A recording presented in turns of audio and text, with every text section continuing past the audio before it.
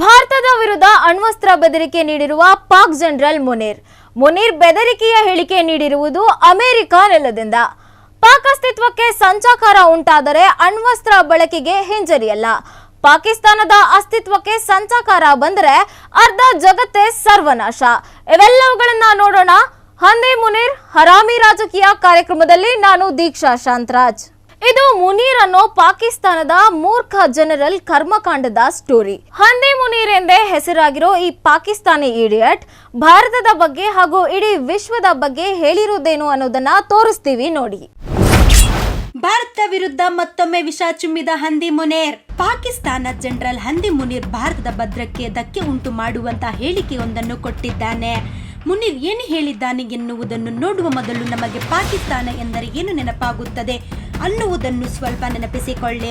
ಪಾಕಿಸ್ತಾನ ಅಂದ ಕೂಡಲೇ ನಮಗೆ ನೆನಪಾಗುವುದು ಅಲ್ಲಿನ ಭಿಕ್ಷೆ ಬೇಡುವ ಸರ್ಕಾರ, ಕಿತ್ತಲಾಡುತ್ತಿರುವ ರಾಜಕೀಯ ನಾಯಕರು, ಪಾತಾಳಕ್ಕೆ ತಲುಪುತ್ತಿರುವ ಅರ್ಥವ್ಯವಸ್ಥೆ, ಇದರೆಲ್ಲದರ ಜೊತೆಗೆ ಭಯೋತ್ಪಾದನೆಯ ಜೊತೆಗೆ ಕೈ ಜೋಡಿಸಿರುವ ಅಲ್ಲಿನ ಗುಪ್ತಚಾರಿ ಸರ್ಕಾರಿ ಸಂಸ್ಥೆ ISI ಮತ್ತು ಆ ಸಂಸ್ಥೆಯು ಸೇರಿದಂತೆ ಅಲ್ಲಿನ ಸೇನೆಯ ಜನರಲ್ ಆಗಿರುವ ಮುನೀರ್ ಎಂಬ ಮಹಾಮೂರ್ಖ.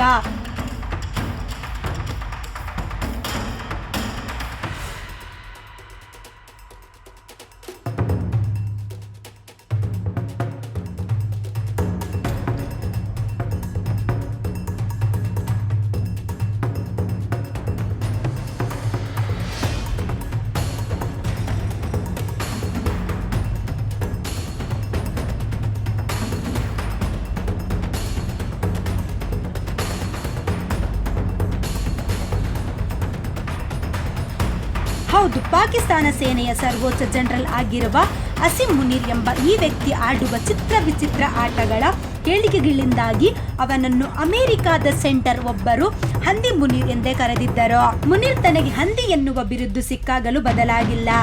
ಹಾಗಾಗಿ ನಾವು ಇನ್ನು ಮುಂದೆ ಅವನನ್ನು ಹಂದಿ ಮುನೀರ್ ಎಂದೇ ಕರೆಯೋಣ. ಈಗ ನಾವು ಪಾಕಿಸ್ತಾನದ ಜನರಲ್ ಆಗಿರುವ ಈ ಹಂದಿ ಮುನೀರ್ ಬಗ್ಗೆ ಹೇಳೋಕೆ ಹೊರಟಿರುವ ಕಾರಣವೆಂದರೆ ಇವನು ಅಮೆರಿಕಾದ ನೆಲದಲ್ಲಿದ್ದುಕೊಂಡೇ ಮಾಡುತ್ತಿರುವ ಮಹಾನ್ ಹಲ್ಕಟ್ ಕೆಲಸದ ಕಾರಣಕ್ಕಾಗಿಯೇ.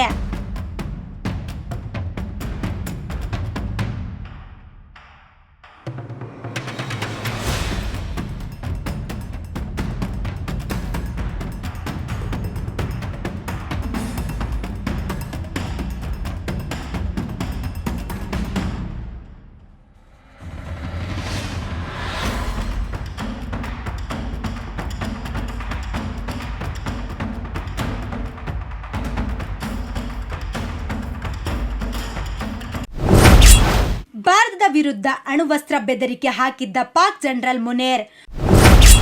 ಪಾಕ್ ಅಸ್ತಿತ್ವಕ್ಕೆ ಸಂಚಾರ ಉಂಟಾದರೆ ಅಣುವಸ್ತ್ರ ಬಳಕೆ ಹಿಂಜರಿಯಲ್ಲ. ಪಾಕಿಸ್ತಾನದ ಅಸ್ತಿತ್ವಕ್ಕೆ ಸಂಚಕಾರ ಬಂದರೆ ಅರ್ಧ ಜಗತ್ತೇ ಸರ್ವನಾಶ. ಪಾಕಿಸ್ತಾನದ ಭಯೋತ್ಪಾದಕರ ಗುರು ಹಂದಿ ಮುನೀರ್ ಈಗ ಅಮೆರಿಕಕ್ಕೆ 2ನೇ ಬಾರಿ ಪ್ರವಾಸ ಹೋಗಿ ಅಲ್ಲಿಂದಲೇ ಭಾರತಕ್ಕೆ ಅಣುವಸ್ತ್ರ ಬೆದರಿಕೆ ಒಡ್ಡಿದ್ದಾನೆ. ಅಮೆರಿಕಾದ ಫ್ಲೋರಿಡಾದ ತೆಂಪದಲ್ಲಿ ಪಾಕಿಸ್ತಾನದ ಮೂಲದ ಬಿಸಿನೆಸ್ ಮ್ಯಾನ್ ಅಂದಾನ್ ಅಸಾದ್ ಏರ್ಪಡಿಸಿದ್ದ ಭೋಜನಾ ಕೂಟವೊಂದರಲ್ಲಿ ಪಾಲ್ಗೊಂಡಿದ್ದ ಮುನೀರ್ ಭಾರತದ ವಿರುದ್ಧ ವಿಷವನ್ನು ಕಕ್ಕಿ ಹಾಕಿದ್ದಾನೆ. ಹಾಗಾದರೆ ಮುನೀರ್ ಹೇಳಿದ್ದೇನೋ ಅದನ್ನು ನೀವೇ ನೋಡಿ. ಒಂದು ವೇಳೆ ಭಾರತ ಸಿಂಧು ನದಿಗೆ ಅಣೆಕಟ್ಟು ಕಟ್ಟಲು ಪ್ರಯತ್ನಿಸಿದರೆ ಅದಕ್ಕೆ ಉತ್ತರವಾಗಿ ಪಾಕಿಸ್ತಾನ 10 ಮಿಸೈಲ್ಗಳನ್ನು ಹಾರಿಸಿ ಅದನ್ನು ಸರ್ವನಾಶ ಮಾಡಿಬಿಡುತ್ತದೆ. ಸಿಂಧು ನದಿಯು ಭಾರತದ ಖಾಸಗಿ ಸ್ವತ್ತಲ್ಲ. ಇದರ ಮೇಲೆ ಭಾರತ ಒಮ್ಮುಖವಾಗಿ ಹಕ್ಕು ಸಾಧಿಸುವುದು ಸಾಧ್ಯವೇ ಇಲ್ಲ. ಒಂದೊಮ್ಮೆ ಭವಿಷ್ಯದಲ್ಲಿ ಭಾರತದ ಜೊತೆಗೆ ಯುದ್ಧ ಮಾಡುವಂತಹ ಸಂದರ್ಭ ಬಂದಲ್ಲಿ ಆ ಸಮಯದಲ್ಲಿ ಪಾಕಿಸ್ತಾನದ ಅಸ್ತಿತ್ವಕ್ಕೆ ಸಂಚಕಾರ ಉಂಟಾದರೆ ಇಸ್ಲಾಮಾಬಾದ್ ಪರಮಾಣು ಅಸ್ತ್ರವನ್ನು ಉಪಯೋಗಿಸುವುದಕ್ಕೆ ಒಂದು ಚೂರು ಹಿಂದೆ ಮುಂದೆ ನೋಡುವುದಿಲ್ಲ. ನಾವು ಪರಮಾಣು ಶಕ್ತ ರಾಷ್ಟ್ರ ಅನ್ನುವುದನ್ನು ಯಾರು ಮರೆಯಬಾರದು. ಒಂದು ವೇಳೆ ನಾವು ಮುಳುಗುತ್ತಿದ್ದೇವೆ ಎಂದು ನಮಗೆ ಅನಿಸಿದರೆ ಅರ್ಧ ಜಗತ್ತನ್ನೇ ನಮ್ಮ ಜೊತೆಗೆ ಎಳೆದುಕೊಂಡು ಮುಳುಗುತ್ತೇವೆ. ಅಸೀಂ ಮುನೀರ್ ಪಾಕಿಸ್ತಾನದ ಜನರಲ್. ಹಂದಿ ಮುನೀರ್ ವಿರುದ್ಧಾಂಕಿತ ಪಾಕಿಸ್ತಾನದ ಜನರಲ್ ಮುನೀರ್ ನೀಡಿರುವ ಈ ಮೂರ್ಖತನದ ಬೆದರಿಕೆ ಹೇಳಿಕೆಯನ್ನು ಭಾರತವು ಸೇರಿದಂತೆ ಈಗ ಇಡೀ ಜಗತ್ತೇ ಖಂಡಿಸುತ್ತಿದೆ. ಈ ಹಿಂದೆಯೂ ಮುನೀರ್ ಇಂತಹ ಅಣುವಸ್ತ್ರ ಬೆದರಿಕೆಗಳನ್ನು ಹಲವು ಬಾರಿ ನೀಡಿದರು. ಈ ಬಾರಿ ಅವನ ಹೇಳಿಕೆಗೆ ಅತಿ ಹೆಚ್ಚು ಸದ್ದು ಮಾಡಲು ಕಾರಣವೇನೆಂದರೆ ಅವನು ಇದನ್ನು ಅಮೆರಿಕಾದ ನೆಲದಲ್ಲಿದ್ದುಕೊಂಡೇ ಕೊಟ್ಟಿರುವುದು. ಮುನೀರ್ಗೆ ಭಾರತದ ಮೇಲೆ ಈ ರೀತಿ ಅಣುವಸ್ತ್ರ ಬೆದರಿಕೆ ಒಡ್ಡುವುದು ಒಂದು ಕೆಟ್ಟ ಅಭ್ಯಾಸವೇ ಆಗಿ ಹೋಗಿದೆ. ಆಪರೇಷನ್ ಸಿಂಧೂರ್ ವೇಳೆ ಪಾಕ್ ಸೊಂಟ ಮುರಿದ ಭಾರತ. ಮುನೀರ್ ಬೆದರಿಕೆ ಹೇಳಿಕೆ ನೀಡಿರುವುದು ಅಮೆರಿಕ ನೆಲದಿಂದ. ಈ ಬಾರಿ ಭಾರತ ಅವನ ಬೆದರಿಕೆಯನ್ನು ಗಂಭೀರವಾಗಿ ತೆಗೆದುಕೊಂಡಿದ್ದು ತೀಕ್ಷ್ಣವಾಗಿ ಪ್ರತಿಕ್ರಿಯಿಸಿದೆ. ಅಷ್ಟಕ್ಕೂ ಮುನೀರ್ ಇಷ್ಟೊಂದು ಧೈರ್ಯವಾಗಿ ಭಾರತದ ವಿರುದ್ಧ ಮಾತನಾಡಲು ಕಾರಣವೇನು ಅನ್ನುವುದನ್ನು ನೋಡಬೇಕಾದರೆ ನಾವು 2 ತಿಂಗಳಷ್ಟೇ ಹಿಂದಕ್ಕೆ ಹೋಗಬೇಕು. ಮೊದಲೇ ಭಾರತ ಪಾಕಿಸ್ತಾನಗಳ ಮಧ್ಯೆ ಸಂಬಂಧ ಸರಿಯಾಗಿಲ್ಲ. ಭಾರತದ ನೆಲದಲ್ಲಿ ಭಯೋತ್ಪಾದನೆ ಮಾಡಿದ ಕಾರಣಕ್ಕಾಗಿ ಭಾರತ ಆಪರೇಷನ್ ಸಿಂಧೂರ್ ಕಾರ್ಯಾಚರಣೆ ಮೂಲಕ ಪಾಕಿಸ್ತಾನದ ಸೊಂಟ ಮುರಿದಿದ್ದು ಎಲ್ಲರಿಗೂ ಗೊತ್ತು. ಮೊನ್ನೆ ತಾನು 2 ದೇಶಗಳ ಮಧ್ಯೆ ನಡೆದ ಯುದ್ಧ ಮುಗಿದು ಕಾವ ತಣ್ಣಗಾಗುವ ಮೊದಲೇ ಪಾಕಿಸ್ತಾನದ ಜನರಲ್ ಮುನೀರ್ ಭಾರತಕ್ಕೆ ಬೆದರಿಕೆ ಉಂಟು ಮಾಡುವಂತಹ ಹೇಳಿಕೆಯೊಂದನ್ನು ಕೊಟ್ಟಿದ್ದಾನೆ. ಅದು ಎಂತಹ ಹೇಳಿಕೆ? ಹಂದಿ ಮುನೀರ್ ಕೊಟ್ಟಿರುವುದು ಪಾಕಿಸ್ತಾನದ ನೆಲದಿಂದಲೇ, ಬದಲಾಗಿ ಅಮೆರಿಕ ನೆಲದಿಂದ. ಈಗ ಈ ವಿಷಯವೇ ಜಾಗತಿಕವಾಗಿ ಅತಿ ದೊಡ್ಡ ಸದ್ದು ಮಾಡುತ್ತಿರುವುದು.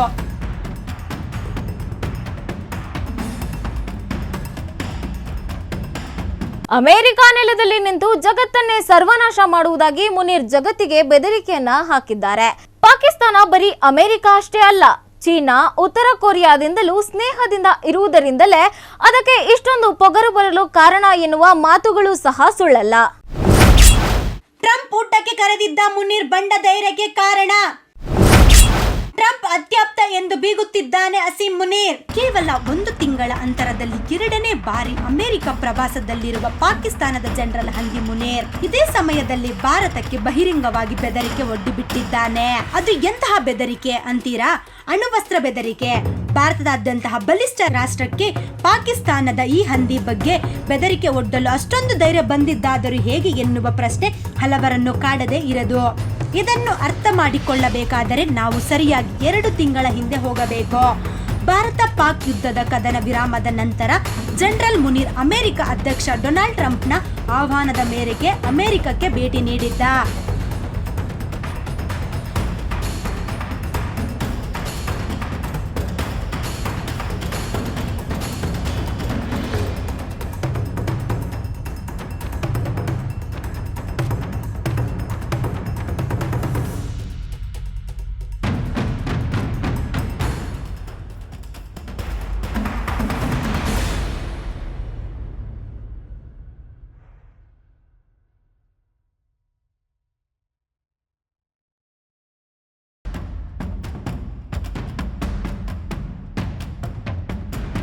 ಆಗ ಶ್ವೇತಭವನದಲ್ಲಿ ಟ್ರಂಪ್ ಜೊತೆ ಕುಳಿತು ಗಡತ್ತಾಗಿ ಊಟ ಮಾಡಿದ್ದ ಮುನೀರ್ ಈ ಭೇಟಿಯಿಂದಾಗಿ ತನ್ನನ್ನು ತಾನು ಬಾರಿ ದೊಡ್ಡ ನಾಯಕ ಎಂದುಕೊಂಡು ಬಿಟ್ಟಿದ್ದ.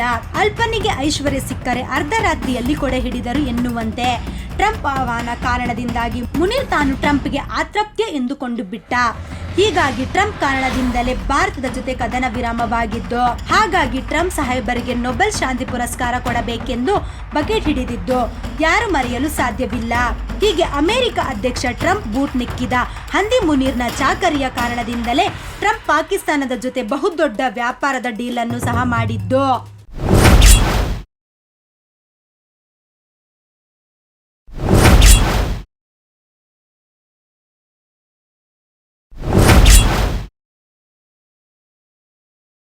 ಪಾಕಿಸ್ತಾನವನ್ನು ಭಾರತ ಎದುರು ಹಾಕಿಕೊಂಡರೆ ಏನಾಗುತ್ತದೆ ಎಂಬುದನ್ನು ಹಂದಿ ಮುನೀರ್ ಸೌಚ್ಯವಾಗಿ ತಿಳಿಸಿದ್ದಾನೆ. ಭಾರತದ ಹೆದ್ದಾರಿಯಲ್ಲಿ ಬರುವ ಮಾರ್ಸಿಡೀಸ್ ಬೆಂಚ್ ಕಾರ್ ಇದ್ದಂತೆ, ಆದರೆ ಪಾಕಿಸ್ತಾನದ ಜಲ್ಲಿಕಲ್ಲುಗಳಿಂದ ತುಂಬಿದ್ದ ಡ್ರಮ್ ಟ್ರಕ್ ಇದ್ದಂತೆ. ಡ್ರಮ್ ಟ್ರಕ್ ಕಾರಿಗೆ ಡಿಕ್ಕಿ ಹೊಡೆದರೆ ಯಾರಿಗೆ ಹಾನಿ ಗೊತ್ತಲ್ಲ ಎಂದು ಹಂದಿ ಮುನೀರ್ ನಾಲಿಗೆ ಹಾರಿಬಿಟ್ಟಿದ್ದಾನೆ. ಈ ಮೂಲಕ ಭಾರತಕ್ಕೆ ಹಾನಿಯಾಗುವುದು ನಮಗಲ್ಲ ಎಂದು ಬಡಬಡಿಸಿದ್ದಾನೆ.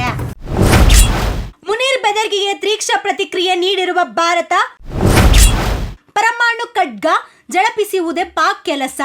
ಹೀಗೆ ಟ್ರಂಪ್ಗೆ ತಾನು ಕಾಸದೋಸ್ತಿ ಎನ್ನುವ ಹುಮ್ಮಸ್ಸಿನಲ್ಲಿರುವ ಹಂದಿ ಮುನೀರ್ ಅಮೆರಿಕದ ನೆಲದಿಂದಲೇ ಭಾರತಕ್ಕೆ ಅಣ್ವಸ್ತ್ರ ಬೆದರಿಕೆ ಒಡ್ಡಿಬಿಟ್ಟಿದ್ದಾನೆ.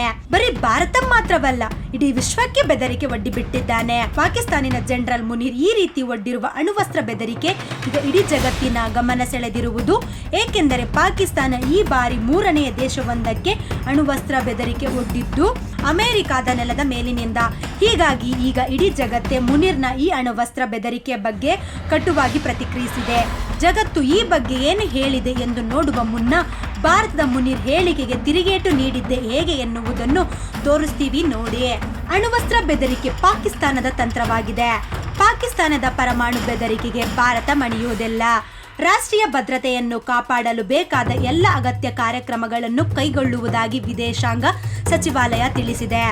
ಅಸೀಂ ಮುನೀರ್ ಅವರ ಪರಮಾಣು ಬೆದರಿಕೆಗೆ ಪ್ರತ್ಯುತ್ತರ ನೀಡಿದ ಭಾರತ ಪರಮಾಣು ಖಡ್ಗಗಳನ್ನು ಜಳಪಡಿಸುವುದೇ ಪಾಕಿಸ್ತಾನದ ವ್ಯಾಪಾರ ಮಾಡಿಕೊಂಡಿದೆ. ಆದರೆ ಅಮೆರಿಕದಂತಹ ಸ್ನೇಹಪರ ರಾಷ್ಟ್ರದ ನೆಲದಿಂದ ಭಾರತಕ್ಕೆ ಇಂತಹದೊಂದು ಅಸಂಬದ್ಧ ಪರಮಾಣು ಬೆದರಿಕೆ ಬಂದಿರುವುದು ತೀರಾ ವಿಷಾದನೀಯ. ಅಸೀಂ ಮುನೀರ್ ಬೇಜವಾಬ್ದಾರಿಯ ಹೇಳಿಕೆಯ ಬಗ್ಗೆ ಅಂತಾರಾಷ್ಟ್ರೀಯ ಸಮುದಾಯ ಸೂಕ್ತ ತೀರ್ಮಾನ ಮಾಡಬೇಕು. ಏಕೆಂದರೆ ಅವರು ಅರ್ಧದಷ್ಟು ಜಗತ್ತನ್ನು ನಾಶ ಮಾಡುವುದಾಗಿ ಬೆದರಿಕೆ ಹಾಕಿದ್ದಾರೆ. ಹೀಗಾಗಿ ಅಂತಾರಾಷ್ಟ್ರೀಯ ಸಮುದಾಯ ಈ ಹೇಳಿಕೆಯನ್ನು ತೀವ್ರವಾಗಿ ವಿರೋಧಿಸಲಿದೆ ಎನ್ನುವ ಭರವಸೆ ಇದೆ ಎಂದು ಭಾರತ ಹೇಳಿದೆ. ಪಾಕಿಸ್ತಾನ ಅಣುವಸ್ತ್ರ ಹೊಂದಿರುವ ಜವಾಬ್ದಾರಿ ರಾಷ್ಟ್ರ. ಜನರಲ್ ಹಂದಿ ಮುನೀರ್ ಹೇಳಿಕೆ ಅಮೆರಿಕ ದಿವ್ಯ ಮೌನ. ಅಸೀಂ ಮುನೀರ್ ಅವರು ಹೇಳಿಕೆ ಪಾಕಿಸ್ತಾನದ ಮಿಲಿಟರಿ ಮತ್ತು ಭಯೋತ್ಪಾದಕರ ಸಂಘಟನೆಗಳ ನಡುವಿನ ಸಂಬಂಧವನ್ನು ಬಯಲು ಮಾಡಿದೆ. ಪಾಕಿಸ್ತಾನದ ಪರಮಾಣು ನಿಯಂತ್ರಣ ಯಾರ ಕೈಯಲ್ಲಿದೆ ಎಂಬ ಬಗ್ಗೆ ಅನುಮಾನಗಳನ್ನು ಹೆಚ್ಚಿಸಿದೆ. ಪಾಕಿಸ್ತಾನದ ಪರಮಾಣು ಶಾಸ್ತ್ರಗಳನ್ನು ಹೊಂದಿರುವ ಒಂದು ಬೇಜವಾಬ್ದಾರಿ ರಾಷ್ಟ್ರ ಎಂಬುದು ಮತ್ತೊಮ್ಮೆ ಸಾಬೀತಾಗಿದೆ ಎಂದು ಭಾರತದ ವಿದೇಶಾಂಗ ಸಚಿವಾಲಯದಲ್ಲಿ ಹರಿದಾಡುತ್ತಿದೆ. ಪರಮಾಣು ಬೆದರಿಕೆಗೆ ಮಣಿಯುವುದಿಲ್ಲ ಎಂಬ ನವದೆಹಲಿಯ ನಿಲುವನ್ನು ಪುನರುಚ್ಚರಿಸುವುದು ವಿದೇಶಾಂಗ ಸಚಿವಾಲಯ ರಾಷ್ಟ್ರೀಯ ಭದ್ರತೆಯನ್ನು ಕಾಪಾಡಲು ಅಗತ್ಯವಿರುವ ಎಲ್ಲ ಕ್ರಮಗಳನ್ನು ತೆಗೆದುಕೊಳ್ಳುವುದಾಗಿ ಹೇಳಿರುವುದು ಭಾರತ ಈ ವಿಷಯದಲ್ಲಿ ದೃಢವಾದ ನಿಲುವನ್ನು ಹೊಂದಿದೆ ಎನ್ನುವುದನ್ನು ತೋರಿಸುತ್ತದೆ. ಇದೇ ವೇಳೆ ಅಮೆರಿಕವನ್ನು ತರಾಟೆಗೆ ತೆಗೆದುಕೊಂಡಿರುವ ಭಾರತ ಪಾಕಿಸ್ತಾನದ ಸೇನಾಧ್ಯಕ್ಷರು ಭಾರತವನ್ನು ಒಳಗೊಂಡಂತೆ ಅರ್ಧ ಜಗತ್ತಿಗೆ ಪರಮಾಣು ಬೆದರಿಕೆ ಹಾಕುವುದಕ್ಕೆ ನಮ್ಮ ಸ್ನೇಹಪರ ರಾಷ್ಟ್ರ ತನ್ನ ನೆಲದಲ್ಲಿ ಅವಕಾಶ ಕೊಟ್ಟಿರುವುದು ನಿಜಕ್ಕೂ ದುರದೃಷ್ಟಕರ ಎಂದು ಅಸಮಾಧಾನ ಹೊರಹಾಕಿದೆ. ಈ ವಿಷಯದಲ್ಲಿ ಅಮೆರಿಕ ಮೌನವಾಗಿರುವುದಕ್ಕೆ ಭಾರತ ಬೇಸರ ವ್ಯಕ್ತಪಡಿಸಿದೆ. ಅಮೆರಿಕವು ಜಪಾನ್ನ ನಾಗಸಕಿಯ ಮೇಲೆ ಬಾಂಬ್ ಹಾಕಿದ 80ನೇ ವಾರ್ಷಿಕ ದಿನದಂದಲೇ ಮುನೀರ್ ಅಮೆರಿಕದಿಂದ ಅಣುವಸ್ತ್ರ ದಾಳಿಯ ಬಗ್ಗೆ ಮಾತನಾಡಿದ್ದಾರೆ. ಆದರೆ ಅಮೆರಿಕ ಇದರ ಬಗ್ಗೆ ಮೌನವಾಗಿದೆ. ಮೌನಂ ಸಮ್ಮತಿ ಲಕ್ಷಣಂ ಎನ್ನುವ ಗಾದೆಯನ್ನು ನೆನಪಿಸಿಕೊಂಡರೆ ಅಮೆರಿಕಾಗೆ ಈ ಮೌನ ಹಂದಿ ಮುನೀರ್ಗೆ ಮತ್ತಷ್ಟು ಬಲ ತುಂಬುವುದರಲ್ಲಿ ಸಂಶಯವಿಲ್ಲ. ಜನರಲ್ ಮುನೀರ್ ರವರ ಇತ್ತೀಚಿನ ನಡೆ ನೋಡಿದ್ರೆ ಅವರು ಪಾಕಿಸ್ತಾನದ ಸರ್ವಾಧಿಕಾರಿಯಾಗುವ ಕನಸನ್ನ ಕಾಣುತ್ತಿರುವಂತಿದೆ. ಹಿಂದೆಲ್ಲ ಮಿಲಿಟರಿ ಜನರಲ್ಗಳು ಚುನಾಯಿತ ಸರ್ಕಾರಗಳನ್ನ ಬದಿಗೊತ್ತಿ ಮಿಲಿಟರಿ ಸರ್ಕಾರ ಮಾಡಿದ್ದಿದೆ. ಹಂದಿ ಮುನೀರ್ ಈಗ ಅದೇ ಹಾದಿಯಲ್ಲಿರುವಂತಿದೆ. ಪಾಕಿಸ್ತಾನದಲ್ಲಿ ಚುನಾಯಿತ ಪ್ರಧಾನಿಗಿಂತ ಮುನೀರ್ಗೆ ಹೆಚ್ಚಿನ ಪವರ್. ಪಾಕಿಸ್ತಾನದ ಮತ್ತೊಬ್ಬ ಸರ್ವಾಧಿಕಾರಿ ಆಗ್ತಾನ ಹಂದಿ ಮುನೀರ್. ಪಾಕಿಸ್ತಾನದ ಸೇನೆಯ ಜನರಲ್ ಮುನೀರ್ ಪಾಕಿಸ್ತಾನದ ಮುಂದಿನ ಅಧ್ಯಕ್ಷರಾಗುವ ಕನಸು ಕಾಣುತ್ತಿದ್ದಾರೆ ಎಂಬ ಹಲವು ವರದಿಗಳು ಹರಿದಾಡುತ್ತಿವೆ. ಇದಕ್ಕೆ ಪೂರ್ವಕ ಸಾಕ್ಷಿ ಎಂಬಂತೆ ಅಮೆರಿಕ ಅಧ್ಯಕ್ಷ ಟ್ರಂಪ್ ಪಾಕಿಸ್ತಾನದ ಚುನಾಯಿತ ಅಧ್ಯಕ್ಷರಿಗೆ ಆಹ್ವಾನ ನೀಡುವ ಬದಲಾಗಿ ಸೇನೆ ಜನರಲ್ ಮುನೀರ್ನನ್ನು ಭೋಜನಕ್ಕೆ ಆಹ್ವಾನಿಸಿದರು. ಅಧ್ಯಕ್ಷರ ಶ್ವೇತಾಭವನದಲ್ಲಿ ಜನರಲ್ ಮುನೀರ್ಗೆ ರಾಜ್ಯ ಮರ್ಯಾದೆ ನೀಡಿ ಊಟ ಹಾಕಿ ಕಳುಹಿಸಿದ ರೀತಿ ನೋಡಿದರೆ ಪಾಕಿಸ್ತಾನದ ಅಧ್ಯಕ್ಷ ಮತ್ತು ಪ್ರಧಾನಿ ಇಬ್ಬರು ಒಳಗೊಳಗೆ ಉರಿದುಕೊಂಡಿದ್ದಾರೆ ಎಂದರೆ ಅಚ್ಚರಿ ಇಲ್ಲ. ಸದ್ಯದ ಸಮಯದಲ್ಲಿ ಪಾಕಿಸ್ತಾನದಲ್ಲಿ ಚುನಾಯಿತ ಪ್ರಧಾನಿ ಅಥವಾ ಅಧ್ಯಕ್ಷರುಗಳಿಗಿಂತ ಸೇನೆ ಜನರಲ್ ಮುನೀರ್ಗೆ ಹೆಚ್ಚಿನ ಪವರ್ ಇದೆ ಎನ್ನುವುದಕ್ಕೆ ಇದಕ್ಕಿಂತ ಹೆಚ್ಚಿನ ಸಾಕ್ಷಿ ಬೇಕಿಲ್ಲ. ಹಾಗಾಗಿ ಮುನೀರ್ ಪಾಕಿಸ್ತಾನದ ಪರವಾಗಿ ತಾನು ಏನು ಬೇಕಾದರೂ ಹೇಳಿಕೆ ಕೊಡಬಹುದು ಎಂಬಂತೆ ಭಾರತವು ಸೇರಿದಂತೆ ಇಡೀ ಜಗತ್ತಿಗೆ ಅಣುದಾಳಿಯ ಧಮಕಿ ಹಾಕಿರುವುದು. ಇಷ್ಟು ದಿನ ಬರೀ ಪಾಕಿಸ್ತಾನದಲ್ಲಿ ಮಾತ್ರ ತಮ್ಮ ಪವರ್ ತೋರಿಸಿದ ಮುನೀರ್ ಈಗ ದೇಶದ ಹೊರಗಡೆಯೂ ಪಾಕಿಸ್ತಾನವನ್ನು ಪ್ರತಿನಿಧಿಸುತ್ತಿದ್ದಾರೆ. ಮೊದಲು ಜೂನ್ನಲ್ಲಿ ಟ್ರಂಪ್ ಆಹ್ವಾನ ಮೇರೆಗೆ ಶ್ವೇತಭವನಕ್ಕೆ ಭೇಟಿ ನೀಡಿದ ಮುನೀರ್ ಈಗ 2ನೇ ಬಾರಿ ಅಮೆರಿಕಕ್ಕೆ ಭೇಟಿ ನೀಡಿ ದೊಡ್ಡ ಅವಾಂತರವನ್ನು ಸೃಷ್ಟಿಸಿದ್ದಾನೆ. ಅಲ್ಲಿ ಅವನು ಆಡಿರುವ ಮಾತುಗಳು ಅಣುವಸ್ತ್ರ ಹೊಂದಿರುವ ದೇಶಗಳ ಸರ್ವಾಧಿಕಾರಿಗಳ ಮನಸ್ಥಿತಿಯನ್ನು ಪ್ರತಿಬಿಂಬಿಸುತ್ತಿದೆ. ಆದರೆ ಪಾಕಿಸ್ತಾನ ಹಂದಿ ಮುನೀರ್ ಆಗಲಿ ಅಲ್ಲಿನ ಪ್ರಧಾನಿಯಾಗಲಿ ಏನೇ ಹೇಳಿದರೂ ಭಾರತ ಮಾತ್ರ ಅಂತಾರಾಷ್ಟ್ರೀಯ ಕಾನೂನಿಗೆ ಅನುಗುಣವಾಗಿ ತನ್ನ ಅಣುವಸ್ತ್ರ ಬಳಕೆ ನೀತಿಯನ್ನು ಇರಿಸಿಕೊಂಡಿದೆ. ಮೊದಲು ಅಣುವಸ್ತ್ರ ಬಳಸದ ನೀತಿ ಭಾರತ ಬಲಹೀನತೆಯಲ್ಲ. ಪಾಕಿಸ್ತಾನದಲ್ಲಿ ಸೇನೆ ಆಡಳಿತ ಜಾರಿಗೆ ತರಲಿದ್ದಾನ ಮುನೀರ್. ಯಾವುದೇ ಸಂದರ್ಭದಲ್ಲಿ ವೈರಿಯ ವಿರುದ್ಧ ಮೊದಲು ಅಣುವಸ್ತ್ರವನ್ನು ಬಳಸುವುದಿಲ್ಲ ಎನ್ನುವುದು ಭಾರತದ ಸಿದ್ಧಾಂತ. ಒಂದು ವೇಳೆ ವೈರಿ ಅಣುವಸ್ತ್ರವನ್ನು ದಾಳಿ ನಡೆಸಿದರೆ ಮಾತ್ರ ಅದಕ್ಕೆ ಪ್ರತಿಕಾರವಾಗಿ ಪರಮಾಣು ದಾಳಿ ನಡೆಸುವುದು ಭಾರತದ ನೀತಿ. ಈ ನೀತಿಯಿಂದಲೇ ಭಾರತಕ್ಕೆ ಇಡೀ ಜಗತ್ತಿನ ಬೆಂಬಲ ಸಿಕ್ಕಿರುವುದು. ಆದರೆ ಭಾರತದ ಈ ನೀತಿಯನ್ನು ಅದರ ಬಲಹೀನತೆ ಎಂಬಂತೆ ಅಮೆರಿಕದ ನೆಲದಲ್ಲಿ ನಿಂತು ಮುನೀರ್ ಭಾರತದ ಆಂತರಿಕ ವಿಷಯಗಳ ಬಗ್ಗೆ ಏಗಿಲ್ಲದ ನಾಲಿಗೆ ಹರಿದು ಬಿಟ್ಟಿದ್ದಾನೆ. ಕಾಶ್ಮೀರ ವಿವಾದವು ಭಾರತದ ಆಂತರಿಕ ವಿಚಾರವಲ್ಲ, ಅದು ಬಗೆಹರಿಯದ ಅಂತಾರಾಷ್ಟ್ರೀಯ ವಿವಾದ ಎಂದಿದ್ದಾನೆ. ಭಾರತವು ಸಿಂಧು ನದಿಗೆ ಅಣೆಕಟ್ಟನ್ನು ಕಟ್ಟಿಲ್ಲ, ನಾವು ಅದನ್ನು ಹಸ್ತಕ್ಷೇಪಣೆ ಮೂಲಕ ಧ್ವಂಸ ಮಾಡುತ್ತೇವೆ ಎಂಬಂತ ಸ್ಪಷ್ಟದ ಮಾತನಾಡಿದ್ದಾನೆ. ಭಾರತವು ಮರ್ಸಿಡಿಯಸ್ ಇದ್ದಂತೆ, ಪಾಕಿಸ್ತಾನವು ಕಲ್ಲು ಸಾಗಿಸುವ ಟ್ರಿಕ್ ಇದ್ದಂತೆ. ಟ್ರಿಕ್ ಕಾರಿಗೆ ಡಿಕ್ಕಿ ಹೊಡೆದರೆ ಯಾರಿಗೆ ನಷ್ಟ ಹೇಳಿ ಎಂದು ಚಿತ್ರ ವಿಚಿತ್ರ ಹೇಳಿಕೆಗಳನ್ನು ನೀಡಿದ್ದಾನೆ. ಹೀಗೆ ಹೇಳಿಕೆಯನ್ನು ನೀಡುವ ಮೂಲಕ ಪಾಕಿಸ್ತಾನದಲ್ಲಿ ನನ್ನ ಮಾತೆ ಫೈನಲ್ ಎನ್ನುವುದನ್ನು ಪರೋಕ್ಷವಾಗಿ ತೋರಿಸಿಕೊಟ್ಟಿದ್ದಾನೆ. ಇವನಿಗಿಂತ ಮುಂಚೆ ಪಾಕ್ ಸೇನೆಯ ಜನರಲ್ ಆಗಿದ್ದ ಬಜಾವ್ ಇವನಷ್ಟು ಅಗ್ರೆಸಿವ್ ಆಗಿರಲಿಲ್ಲ. ಆದರೆ ಬಜಾವ್ ನನ್ನು ಓವರ್ಟೇಕ್ ಮಾಡಿದ ಮುನೀರ್ IAS ನಿಂದ ನೇರವಾಗಿ ಪಾಕ್ ಸೇನೆಯ ಜನರಲ್ ಹುದ್ದೆಗೆ ಜಂಪ್ ಮಾಡಿ ಜನರಲ್ ಆಗಿದ್ದಾನೆ. ಪಾಕಿಸ್ತಾನದಲ್ಲಿ ಅಧ್ಯಕ್ಷ ಪ್ರಧಾನಿಗಿಂತ ಸೇನೆ ಮುಖ್ಯಸ್ಥರೇ ಪ್ರಭಾವಿ ಹಾಗೂ ನಿರ್ಣಾಯಕ. ಪಾಕಿಸ್ತಾನ ಜನ್ಮ ತಾಳಿದ್ದನಿಂದಲೂ ಯಾವ ಪ್ರಧಾನಿಯೂ ಅಲ್ಲಿ ಪೂರ್ಣವಾಧಿಕಾರಿ ಆಗಿಲ್ಲ. ಮಿಲಿಟರಿ ದಂಗೆಯ ಮೂಲಕವೋ ಮತ್ತಿನ್ಯಾವ ರೀತಿಯಲ್ಲೂ ಸೇನೆ ಮುಖ್ಯಸ್ಥರು ಪ್ರಧಾನಿಯನ್ನು ಪದಚ್ಯುತಿಗೊಳಿಸುವುದು. ಹೀಗೆ ಬಲವಂತವಾಗಿ ಪ್ರಧಾನಿ ಕುರ್ಚಿಯಿಂದ ಇಳಿದ ನಂತರ ಒಂದು ಅವರ ದೇಶ ತೊರೆದು ಪಲಾಯನ ಮಾಡುತ್ತಾರೆ ಅಥವಾ ಅವರ ಹತ್ಯೆಯಾಗುತ್ತದೆ. ಹೀಗೆ ಹಲವು ಬಾರಿ ಪಾಕಿಸ್ತಾನದಲ್ಲಿ ನಡೆದಿದೆ. ಇದೀಗ ಜನರಲ್ ಮುನಿಯರ್ ಆಡುತ್ತಿರುವ ಮಾತುಗಳು, ನಡೆದುಕೊಳ್ಳುತ್ತಿರುವ ರೀತಿ ನೋಡಿದರೆ ಸದ್ಯದಲ್ಲೇ ಪಾಕ್ನಲ್ಲಿ ಪ್ರಧಾನಿಗೆ ಒಂದು ಗತಿ ಕಾಣಿಸಿ ಮುನೀರ್ ಸೇನಾ ಆಡಳಿತವನ್ನು ಜಾರಿಗೆ ತರುವುದು ಖಂಡಿತ. ಅಣ್ವಸ್ತ್ರ ಬೆದರಿಕೆ ಹಾಕುವುದನ್ನು ಚಾಳಿ ಮಾಡಿಕೊಂಡಿರುವ ಪಾಕ್. ಉತ್ತರ ಕೊರಿಯಾದಂತಹ ಡೇಂಜರ್ ದೇಶಕ್ಕೆ ಅಣ್ವಸ್ತ್ರ ನೀಡಿದ ಪಾಕ್. ಹಂದಿ ಮುನೀರ್ ಪಾಕಿಸ್ತಾನದ ಸೇನೆ ಜನರಲ್ ಆದ ನಂತರದಲ್ಲಿ ಭಾರತವನ್ನು ಗುರಿಯಾಗಿಸಿಕೊಂಡು ಹಲವು ಬಾರಿ ಅಣ್ವಸ್ತ್ರ ಉಪಯೋಗಿಸುವ ಮಾತುಗಳನ್ನು ಆಡುತ್ತಲೇ ಬರುತ್ತಿದ್ದಾನೆ. ಮುನೀರ್ ಅಷ್ಟೇ ಅಲ್ಲ, ಅಲ್ಲಿನ ಪ್ರಧಾನಿ, ಅಧ್ಯಕ್ಷರು ಎಲ್ಲರೂ ಅಣ್ವಸ್ತ್ರ ಬೆದರಿಕೆಯನ್ನು ಹಾಕುತ್ತಲೇ ಇರುತ್ತಾರೆ. ಹೀಗೆ ಬೆದರಿಸುವುದನ್ನು ಚಾಳಿಯಾಗಿಸಿಕೊಂಡಿರುವ ಪಾಕಿಸ್ತಾನವು ಹಲವು ಸಂದರ್ಭಗಳಲ್ಲಿ ಅಣ್ವಸ್ತ್ರ ಬಳಸುವ ಬಗ್ಗೆ ಮಾತನಾಡಿತ್ತು. 1996ರ ಕಾರ್ಗಿಲ್ ಯುದ್ಧದ ಸಮಯದಲ್ಲಿಯೂ ಸಹ ಪಾಕ್ನ ಅಂದಿನ ವಿದೇಶಾಂಗ ಕಾರ್ಯದರ್ಶಿ ಶಹದ್ ಅಹಮದ್ ಪಾಕಿಸ್ತಾನ ತನ್ನ ಭೂಪ್ರದೇಶವನ್ನು ರಕ್ಷಿಸಿಕೊಳ್ಳಲು ಅಣ್ವಸ್ತ್ರ ಬಳಸಲು ಹಿಂಜರಿಯುವುದಿಲ್ಲ ಎಂದು ಹೇಳಿದರು. 2019ರಲ್ಲೂ ಬಾಲ್ಕೋಟ್ ಮೇಲೆ ಸರ್ಜಿಕಲ್ ಸ್ಟ್ರೈಕ್ ನಡೆಸಿದಾಗಲೂ ಸಹ ಇದೆಂತಹ ಮಾತುಗಳು ಪಾಕ್ನಿಂದ ಬಂದಿದೆ. ಪಾಕ್ ಸೇನ್ ಜನರಲ್ ಮುನೀರ್ ಚೀನಾ, ಉತ್ತರ ಕೊರಿಯಾಗಳೊಂದಿಗೆ ಸ್ನೇಹದಿಂದಿದ್ದು ಈಗ ಅಮೆರಿಕ ಟ್ರಂಪ್ ನನ್ನು ತನ್ನ ಬುಟ್ಟಿಗೆ ಹಾಕಿಕೊಂಡಿರುವುದು ಹಮೀದ್ ಮುನಿಯರ್ನನ್ನು ಅಹಂಕಾರವನ್ನು ಹೆಚ್ಚಿಸಿದೆ. ಸರ್ವಾಧಿಕಾರಿಗಳು ಆಡಳಿತವಿರುವ ಚೀನಾ ಮತ್ತು ಉತ್ತರ ಕೊರಿಯಾ ಅಣ್ವಸ್ತ್ರಗಳನ್ನು ಹೊಂದಿವೆ. ಹಾಗೆ ನೋಡಿದರೆ ಪ್ರಪಂಚಕ್ಕೆ ಇದು ದೊಡ್ಡ ಬೆದರಿಕೆಯಾಗಿರುವ ಉತ್ತರ ಕೊರಿಯಾದ ಕಿಮ್ ಉನಾಜಾನ್ಗೆ ಅಣ್ವಸ್ತ್ರ ನೀಡಿದೆ. ಪಾಕಿಸ್ತಾನ ಹೀಗೆ ಸರ್ವಾಧಿಕಾರಿಗಳಿಗೆ, ಭಯೋತ್ಪಾದಕರಿಗೆ ಅಣ್ವಸ್ತ್ರ ಹಂಚುತ್ತಿರುವ ಪಾಕಿಸ್ತಾನಕ್ಕೆ ಈಗ ಜನರಲ್ ಮುನಿಯರ್ ನಂತಹ ಸರ್ವಾಧಿಕಾರಿಯಾದರೆ ಅದು ಇಡೀ ಪ್ರಪಂಚಕ್ಕೆ ದೊಡ್ಡ ಗಂಡಾಂತರ ಎಂದರೆ ತಪ್ಪಿಲ್ಲ. ಅಮೆರಿಕ ನೆಲದಲ್ಲಿ ನಿಂತು ಭಾರತದ ವಿರುದ್ಧ ಅಣ್ವಸ್ತ್ರ ಪ್ರಯೋಗದ ಬಗ್ಗೆ ಮಾತನಾಡುತ್ತಿರುವ ಜನರಲ್ ಮುನೀರ್ಗೆ ಈಗ ಭಾರತವೂ ಸೇರಿದಂತೆ ವಿಶ್ವದಾದ್ಯಂತ ಭಾರಿ ವಿರೋಧ ವ್ಯಕ್ತವಾಗಿದೆ. ಮುನೀರ್ನ ಈ ಅಸಂಬದ್ಧ ಹೇಳಿಕೆಗೆ ಸದ್ಯ ಮೌನ ವಹಿಸಿರುವ ಅಮೆರಿಕದ ಮುಂದಿನ ನಡೆ ಪಾಕಿಸ್ತಾನದ ಭವಿಷ್ಯವನ್ನ ನಿರ್ಧರಿಸಲಿದೆ. ಇದಾಗಿತ್ತು ಇವತ್ತಿನ ಫ್ರೀಡಂ ಸ್ಪೆಷಲ್. ನೋಡ್ತಾ ಇರಿ ಫ್ರೀಡಂ ಟಿವಿ, ಇದು ಜನಸಾಮಾನ್ಯರ ಶಕ್ತಿ.